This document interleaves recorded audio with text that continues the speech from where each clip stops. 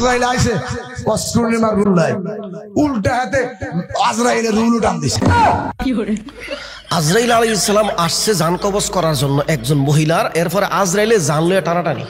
নাউজুবিল্লাহ। প্রিয় দর্শক, চলে আসলাম আবার জাকির হুসাইন বিন কাসেম আপনাদের সামনে জিলাফি বক্তার একটি অসাধারণ ডেলিভারি নিয়ে। যে ডেলিভারিতে রয়েছে মারাত্মক রকমের বেয়াদবি, যে ডেলিভারিতে রয়েছে অপব্যাখ্যার সরাসরি।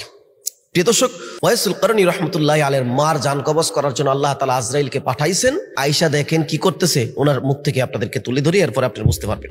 তো আল্লাহ আজরাইলকে আল্লাহ কার কাছে আমারে পাঠাইলেন? এ বাড়া তো উল্টা আমার রুল টান দিছে, কয় আমার পাগলের লগে বেয়াদবি করিস না।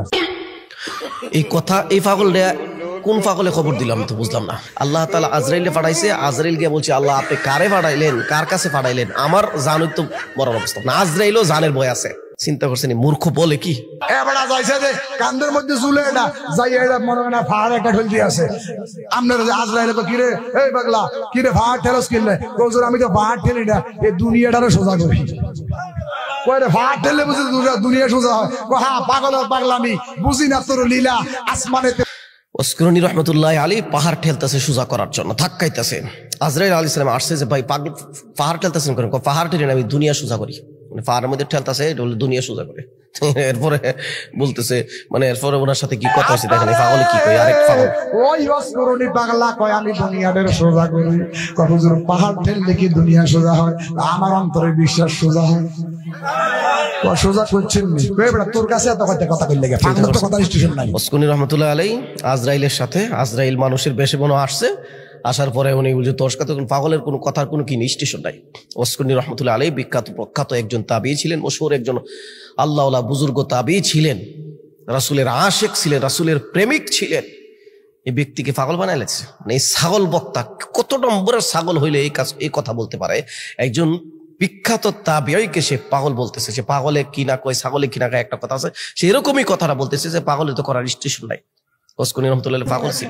তোর কাছে কি দেখো হুজুর তুই কই নামই হলাম আজরাইল, কই আমার হয় তো না বহুত আছে কিনলে আসো হুজুর আন্নার হয় রুলে আইছি না, আন্নার মারটাল্লাই আইছি।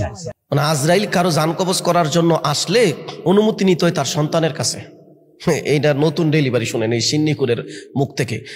কি আজরাইল আইসা তার সন্তান আদিরে বিশ্রে বের করে, আয় তোর বাপের, তোর মার, তোর দাদার জান কবজ করার জন্য আল্লাহ তাআলা আমার পাঠাইছে। অনেক কি কস তোরা? চিন্তা করছেন নি? ওরা মার জান কবজ করার জন্য আজরাইলের কাছে আসছে। এরপরে দেখেন, আরে বেয়াদব, আমি যেটা জীবনের চাইতে ভালোবাসি তুই বুঝি এটা লাইছ। আজরাইল আলাইহিস সালাম বেয়াদব হয়ে গেছে, এটার জন্য আসছে দেখে। তো আজরাইল কি আল্লাহর হুকুমের বাইরে কোনো কাজ করতে পারে? তো আল্লাহর হুকুমে যখন আজরাইল আসলো ওয়াসকুরনি রহমতুল্লাহ আলাইহির মার জান কবজ করার জন্য, এটা আশাটা যদি বেয়াদবি হয় তাহলে যে হুকুম দাতা হাকিম তার কাছে গালিটা চলে যায় না? নাউজুবিল্লাহ। এরকম কথা কি ওয়াসকুরনি রহমতুল্লাহ বলতে পারে? এই সমস্ত বিখ্যাত তাবিঈদের ব্যাপারে, সাহাবীদের ব্যাপারে, রাসূলদের ব্যাপারে এই সমস্ত মূর্খ সিন্নিকুর বক্তাগুলো মাঠ ধরে রাখার জন্য আজগুবি রসালো বক্তব্যকে মানুষের সামনে বলে মানুষের সিম্পাতি আদায় করে, নিজের পকেটকে ভারী করে, এরাই হচ্ছে মূলত প্রকৃত ধর্ম ব্যবসায়ী। ধর্মকে ভুলভাল ব্যাখ্যা করে, অপব্যাখ্যা করে মানুষের কাছ থেকে টাকা হাতিয়ে দিচ্ছে দিন দিন। এদেরকে শায়েস্তা করা দরকার, এদেরকে গণধোলাই দেওয়া দরকার। তো আজরাইল তো আল্লাহর হুকুম দিছে জোর করিয়া, উল্টা গোলামের মধ্যে যখন আজরাইলে হাত দিছে উল্টা এত রুল টান দিছে, এত আল্লাহ আমি আর ডিউটি করতাম না। আজরাইলের দায়িত্ব ছাইরা দিতে চাইছে আজরাইল, যে আল্লাহ আমাকে বাঁচাও ওয়াসকুরনি পাগলা থেকে। মানে এদেরকে কি করা উচিত আপনি বলেন তো? এই সমস্ত বক্তব্যগুলো যেন নেটের মাধ্যমে যখন আসে তখন মানুষ নিজেকে ঠিক রাখতে পারে না, ধরে রাখতে পারে না। মনে কয় যে সামনে যদি পাইতাম এটাকে সপরাইতাম। এতটা বিকৃত, মানে ইতিহাস কিংবা কোনো ঘটনা বা কোনো সাহাবী, কোনো তাবিঈদের নিয়ে আল্লাহওয়ালা বুজুর্গদের শানে যেরকম এতটা বিকৃত করে যখন ঘটনা বর্ণনা করে, তখন দেখুন নিঃস্বার্থভাবে তারা নিজেদের স্বার্থ হাসিল করার জন্য ইসলামকে এতটা বিকৃত করে, তখন একজন মুমিন তো কখনো ঠিক থাকতে পারে না এই সমস্ত ঘটনা শোনার জন্য। কারণ যার মধ্যে আল্লাহ রাসূল বলেছেন, তারাকতু ফীকুম আমরাইন লান তাদিল্লু মা তামাসসাকতুম বিহিমা কিতাবাল্লাহ সুন্নাত রাসূলি। যেখানে কোরআন হাদিস রেখে গেছেন, যেখানে ফিকা রেখে গেছেন, এই সব কিছু থেকে এগুলোর মধ্যে যখন কোনো কিছু ভিত্তি না থাকে, এই আজগুবি বানোয়াট কাহিনী যদি এই 2024 সালে এসে আমাদেরকে শুনতে হয় এবং আমাদেরকে বিশ্বাস করতে হয়, তাহলে পৃথিবী কতটুকু আগায় গেছে আমরা বুঝবো কি করে? তো এবার রুডা লইয়া আবার মায়ের দেহের মধ্যে ঢুকিয়ে দিছে। ওই অস্কুনি পাগলা ডাক দিয়া কয়, আল্লাহ আমার মায়ের হাত বাড়াইয়া দাও। অস্কুনি রে, তুই যতদিন পর্যন্ত অনুমতি না দিবি ততদিন তোর মায়ের রূপ কবজ করবো না।